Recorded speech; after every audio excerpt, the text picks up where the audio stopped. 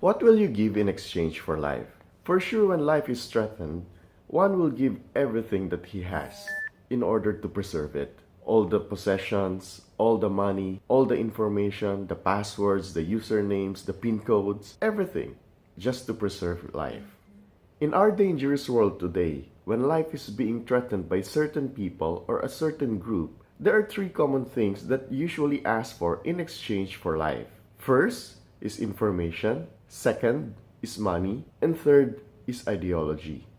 And usually if we are to negotiate, ordinary people, people not in power, people not in authority, we would give everything in exchange for life. Otherwise, life will just be a collateral damage. But for Jesus, He is willing to give life to gain life.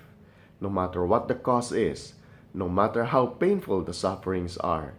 His will and His action are set towards the Father's plan. He did not take any shortcut because He knows the ramification of this. He is willing to sacrifice His life to save man, willing to lose His life to gain man's life. Jesus said, "Whoever wishes to save his life will lose it, but whoever loses his life for my sake will find it." When we start serving God, that's the time when we lose our life. That is our old life. A life of worldliness and a life of sinfulness. But it's the beginning where we find our life. A life of purpose and a life of meaning. And in our difficulties, failures, defeats, even in the brink of death, we know that we have found life in God. This is Ian Gomez, and this is Flight Path.